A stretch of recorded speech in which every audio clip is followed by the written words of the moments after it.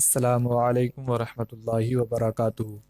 शाद study hub channel में आपका इस्तकबाल है। मैं मोहम्मद दिलशाद छठी जमात के निसाब में शामिल अपनी ज़बान का 15वां सबक लेकर आपकी खिदमत में हाजिर हूँ। आज के सबक का उन्वान है काबुली वाला। चलिए शुरू करते हैं। मेरी 5 बरस की बच्ची जिसका नाम मुन्नी है घड़ी भर को खामोश नहीं रहती। एक दिन सुबह सवेरे में अपने नावल का 17वां बाब लिख रहा था। मुन्नी ने आकर कहा, बाबूजी, सुबोध यानी मेरे नौकर के बारे में उसने कहा, कौवे को काक कहता है, वो कुछ नहीं जानता। और इससे पहले कि मैं कुछ कहूँ उसने दूसरी बात शुरू कर दी, देखिए बाबूजी, भोला कहता है कि आसमान में हाथी अपनी सूंडों से पानी बरसाते हैं। भोला ऐसी ही झूठी बातें करता है।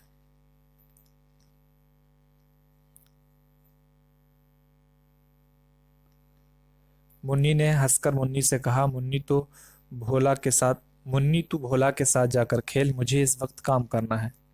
मैंने हंसकर मुन्नी से कहा, मेरा घर सड़क के किनारे है। एक दिन मुन्नी मेरे कमरे में खेल रही थी। अचानक वो खेल छोड़कर बरामदे में दौड़ गई और जोर जोर से काबुली वाले ओ काबुली वाले पुकारने लगी।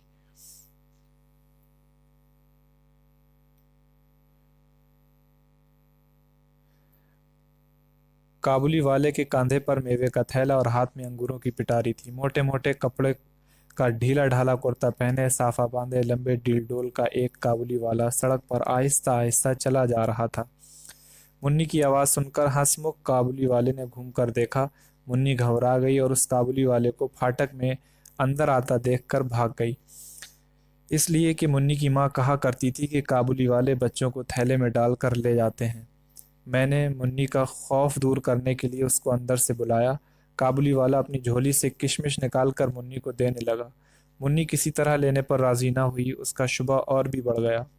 वो डरकर मुझसे लिपट गई। काबुली वाले से मेरा तारुफ इस तरह हुआ।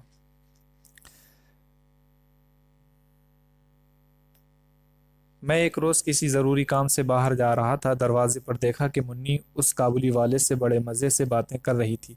वो बादाम और किशमिश लिए हुए थी। मैंने काबुली वाले से कहा, ये सब क्यों दिया? अब मत देना। ये कहकर मैंने जेब से अठन्नी निकाल कर काबुली वाले को दी। उसने बिला झिझक अठन्नी लेकर जेब में डाल ली। जब मैं काम से लौटकर घर आया तो मैंने देखा कि उस अठन्नी की वजह से घर में बड़ा शोर मचा हुआ है। मुन्नी की माँ उसे डांट कर पूछ रही थी कि तूने उससे अठन्नी क्यों ली। मुन्नी की आंखों में आंसू भर आए। उसने कहा, मैंने नहीं मांगी, वो अपने आप दे गया। मैं मुन्नी को लेकर बाहर चला गया। मालूम हुआ कि ये काबुली वाले का दूसरा फेरा नहीं था। वो रोज़ रोज़ घर आता था और पिस्ते बादाम देकर उसने मुन्नी से दोस्ती कर ली थी।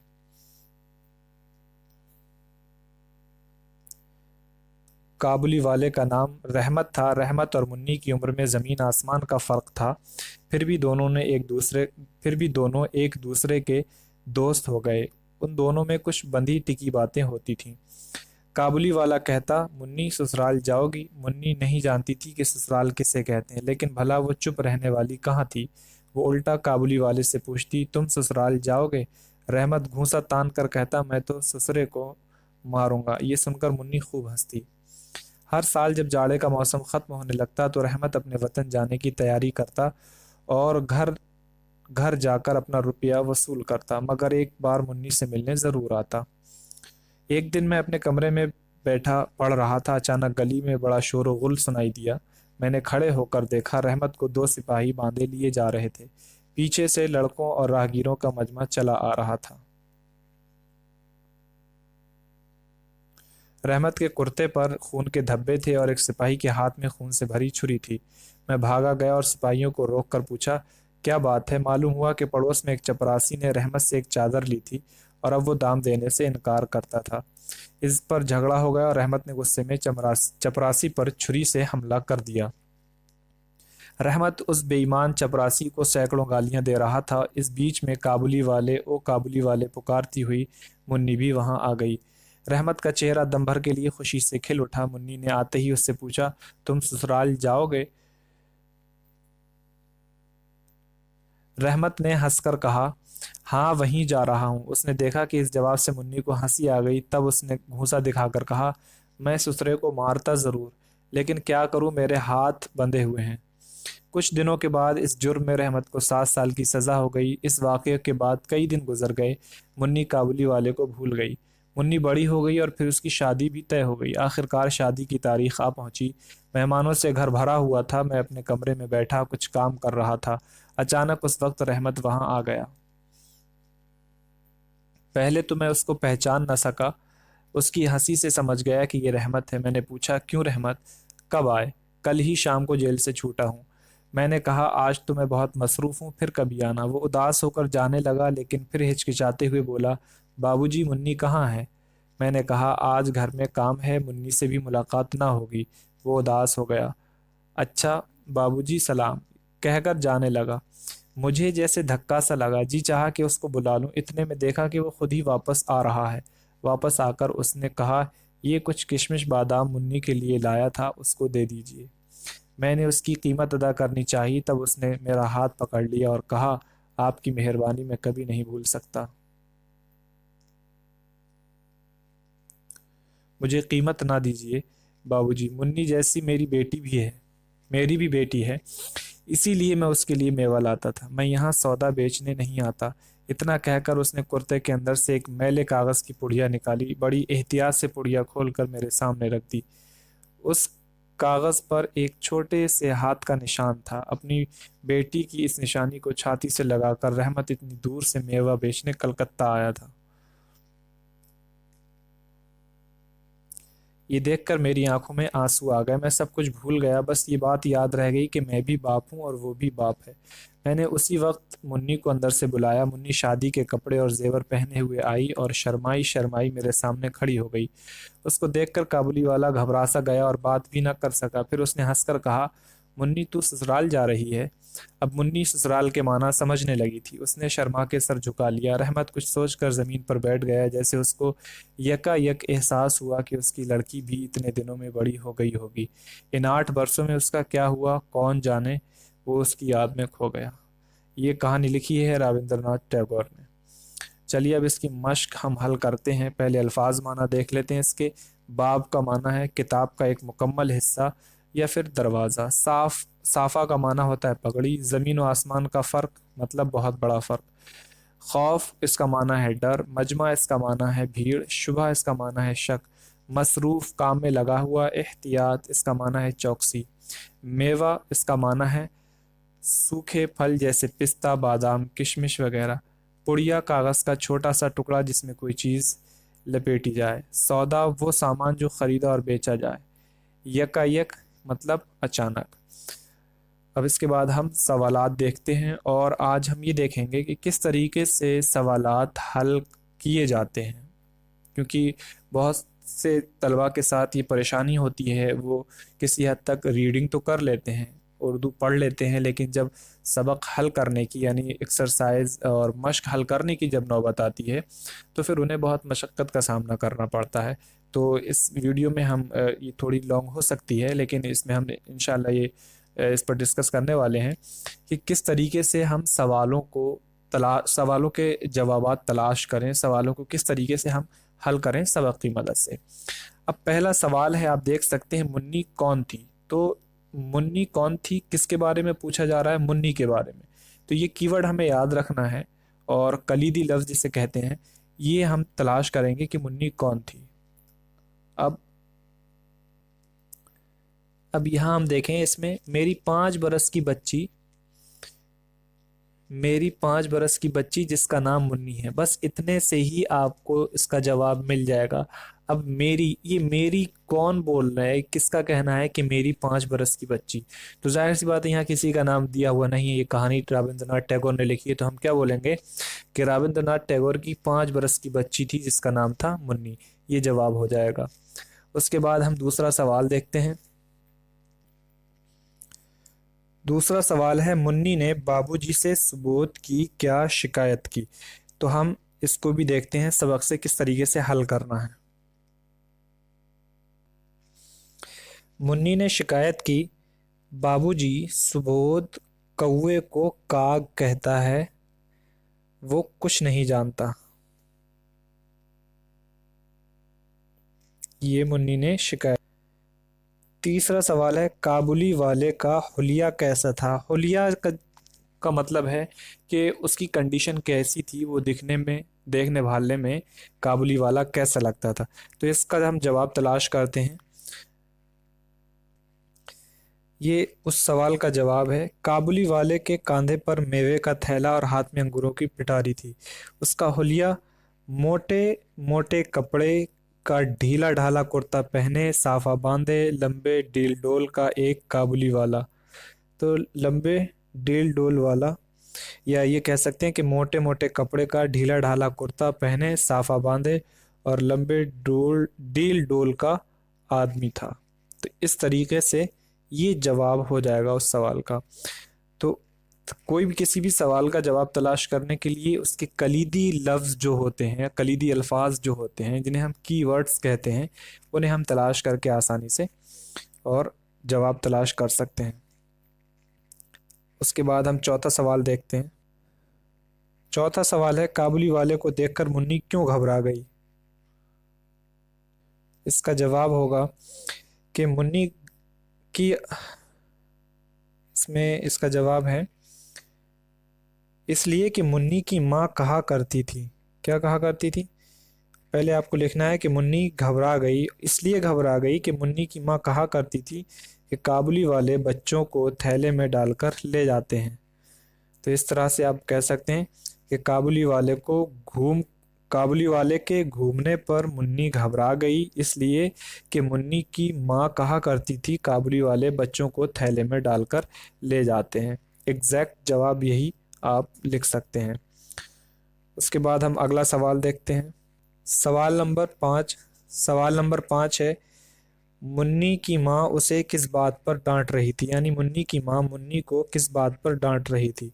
तो हम इसका जवाब तलाश कर, इसका जवाब है कि मुन्नी की माँ मुन्नी को इसलिए डांट रही थी कि उसने काबुली वाले से अठन्नी क्यों ली।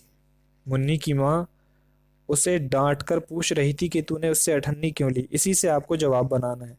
तो मुन्नी की माँ मुन्नी को इसलिए डांट रही थी क्योंकि उसे लगा, यानी मुन्नी की माँ को लगा कि मुन्नी ने काबुली वाले से अठन्नी ली है। अब उसके बाद हम अगला सवाल देखते हैं। सवाल नंबर 6, वतन जाने से पहले काबुली वाला घर क्यों जाता था। यानी लोगों के घर वो क्यों जाता था। तो इसका जवाब हम देखते हैं। इसका जवाब होगा, हर साल जब जाड़े का मौसम ख़त्म होने लगता तो रहमत अपने वतन जाने की तैयारी करता और घर घर जाकर अपना रुपया वसूल करता। तो बहुत मुख्तसर अगर आपको जवाब तलाश करना है, जवाब लिखना है, तो उसका ये होगा कि वो अपना रुपया वसूल करने के लिए जाता था। और अगर मुकम्मल आपको लिखना है तो आप यहाँ से यहाँ तक वसूल करता तक लिख सकते हैं। हर साल जब जाड़े का मौसम ख़त्म होने लगता तो रहमत अपने वतन जाने की तैयारी करता और घर घर जाकर अपना रुपया वसूल करता। तो यहाँ तक आप इसका जवाब लिख सकते हैं। और मुख्तसर लिखना है तो सिर्फ इसलिए कि वो रुपया वसूल करने जाता। उसके बाद हम सवाल नंबर 7 देखते हैं। काबुली वाले को जेल क्यों भेजा गया। तो इसका जवाब हम तलाश कर लें कि जेल क्यों। इसका जवाब होगा कि यहाँ लिखा हुआ, कुछ दिनों के बाद इस जुर्म में रहमत को 7 साल की सज़ा हो गई। तो ये यहाँ आप इसका जवाब लिख सकते हैं। तो क्या लिखना है कि सिपाही पर हमला करने के जुर्म में रहमत को 7 साल की सज़ा हो गई या 7 साल के लिए उसे जेल भेजा गया। इससे आप जवाब बनाएंगे। उसके बाद हम सवाल नंबर 8 देखते हैं। सवाल नंबर 8 है, काबुली वाला मुन्नी को अपनी झोली से क्या दिया करता था। इसका जवाब होगा कि काबुली वाला अपनी झोली से मुन्नी को किशमिश निकाल कर दिया करता था। या काबुली वाला अपनी झोली से किशमिश निकाल कर मुन्नी को दिया करता था। ये आपको नहीं लिखना, देने लगा था, ये नहीं लिखना, क्योंकि जो सवाल में जिस तरीके का लफ्ज़ है क्या दिया करता था, तो आपको उसी तरीके का जवाब देना है कि काबुली वाला अपनी झोली से किशमिश निकाल कर मुन्नी को दिया करता था। तो इस तरह से आप यानी झोली कीवर्ड है, और झोली जब कीवर्ड है, ये कलीदी लफ्ज़ है सवाल का, तो आप इससे देख लें कि इससे पहले क्या अल्फाज इस्तेमाल किए गए, इसके बाद वाले अल्फाज कहाँ इस्तेमाल किए गए और कौन कौन से, उनका मफहूम क्या है। उसके बाद देखें कि जो बात पूछी गई है वो इस लाइन में आप उसका जवाब तलाश कर पाते हैं या नहीं, उसके हिसाब से आप लिख सकते हैं। फिर सवाल नंबर 9, काबुली वाले के पास अपनी बेटी की क्या निशानी थी। तो यहाँ कीवर्ड देख लें, काबुली वाले के पास अपनी बेटी की क्या निशानी थी। तीन चीजें हैं, काबुली वाले के पास निशानी किसकी, बेटी की, और क्या चीज, निशानी। तो तीन लफ्ज जो हैं वो हम कह सकते हैं कलीदी अल्फाज हैं, कीवर्ड्स हैं इस सवाल के। अब हम इन्हें तलाश करके आसानी से जवाब लिख सकते हैं। ये देख लें, यहाँ आपको इसका जवाब मिल जाएगा कि हाथ का निशान। ये देख लें, कीवर्ड मिल गया कलीदी लफ्ज। अब यहाँ से आप पढ़ें, इतना कहकर उसने कुर्ते के अंदर से एक मैले कागज की पुड़िया निकाली, बड़ी एहतियात से पुड़िया खोलकर मेरे सामने रख दी। उस कागज पर एक छोटे से हाथ का निशान था। तो अपनी बेटी की निशानी आप क्या बताएंगे कि बेटी के हाथ का निशान, मतलब काबुली वाले के पास उसकी बेटी के हाथ का निशान था। यह हाथ का निशान था, अपनी बेटी की इस निशानी को छाती से लगाकर रखता था। इतना इस तरीके से आप लिख सकते हैं। तो कलीदी अल्फाज जो होते हैं यानी कीवर्ड, तो निशान हमने उसमें अंडरलाइन किया था, काबुली वाला और बेटी। तो देख लें, दो इसमें मिल गए, और ज़रूरी नहीं कि तीनों मिल जाएं क्योंकि जिक्र तो चल ही रहा है काबुली वाले का। उसके बाद हम सवाल नंबर 10 है। सवाल नंबर 10 है, मुन्नी को देखकर काबुली वाले को क्या याद आया। तो अब हम देख लें इसमें कि मुन्नी को देखकर काबुली वाले को क्या याद आया। कीवर्ड क्या हो सकते हैं, काबुली वाला क्योंकि इसका तो जिक्र चल ही रहा है। उसके बाद क्या है, मुन्नी, और मुन्नी को देखकर ये पूरा कीवर्ड है एक, और याद आना। तो तीन चीजें हैं, काबुली वाले को याद आया। काबुली वाला किसे देखता है, मुन्नी को जब देखता है तो उसे कुछ याद आता है, यानी जब उसे शादी के लिबास में देखता है तो उसे कुछ याद आता है। तो हम कह सकते हैं इस सवाल में तीन कलीदी अल्फाज हैं, तीन कीवर्ड्स हैं, जिनकी बुनियाद पर हम सवाल को आसानी से बना सकते हैं। चलिए अब हम तलाश करते हैं। इस पूरे सबक में जो उसको काबुली वाले को सबसे बड़ा जो एहसास था या कोई चीज़ याद आई थी वो क्या थी, वो देख लें। ये यहाँ कि अब मुन्नी ससुराल के माना समझने लगी थी, उसने शर्मा के सर झुका लिया। रहमत कुछ सोच कर ज़मीन पर बैठ गया। यहाँ से देख लें, क्योंकि पूरे सबक में इस तरह से रहमत को कोई चीज़ याद नहीं आई है और ना ही रहमत के को किसी चीज़ का इस तरीके ऐसी किसी चीज़ का एहसास हुआ। तो रहमत कुछ सोचकर ज़मीन पर बैठ गया, जैसे उसको यकायक एहसास हुआ कि उसकी लड़की भी इतने दिनों में बड़ी हो गई होगी। इन 8 वर्षों में उसका क्या हुआ कौन जाने, वो उसकी याद में खो गया। तो उसे किसकी याद आई, देख लें यहाँ वर्ड क्या है, कीवर्ड याद मिल गया। तो उसे किसकी याद आई, अपनी बेटी की याद आई। तो इस तरह से हम इसका जवाब लिख सकते हैं कि मुन्नी को देखकर काबुली वाले को अपनी बेटी की याद आ गई। तो इस तरह से हमने सारे सवालात हल किए हैं। और उसके बाद हम नीचे की मश्क देख सकते हैं खाली जगह में। अपने नावल का 70वां बाब लिख रहा था। काबुली वाले से मेरा तारुफ इस तरह हुआ। काबुली वाले का नाम रहमत था। पीछे से लड़कों और राहगीरों का शोरगुल चला आ रहा था या मजमा चला आ रहा था। इसमें देखने क्या है,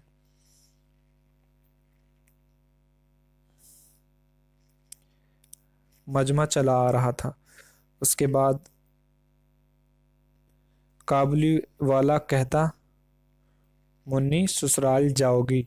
रहमत भूसा तान कर कहता, मैं तो ससुरे को मारूंगा। रहमत घर घर जाकर अपना रुपया वसूल करता है। इस तरह से हम इसको मुकम्मल कर लेंगे।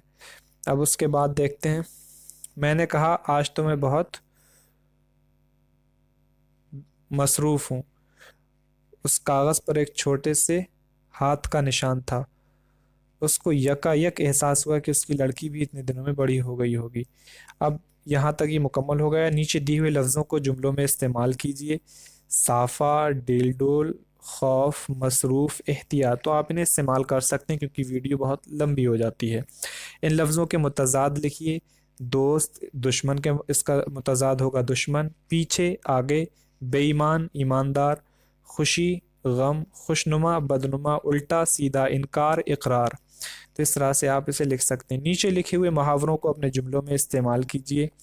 दाम वसूल करना मतलब अ, अपनी कीमत निकालना। लेन देन करना यानी कोई चीज़ बेचना या ख़रीदना। वार खाली जाना यानी कोशिश नाकाम जाना। हक मारना यानी किसी का हक दबा लेना या किसी का कोई हक है उसे वापस हक ना देना। माल दबा लेना यानी किसी का माल मार लेना। तो वाहिद से जमा और जमा से वाहिद बनाकर लिखिए। इन्हें आप जुमलों में इस्तेमाल कर सकते हैं। उसके बाद देखें,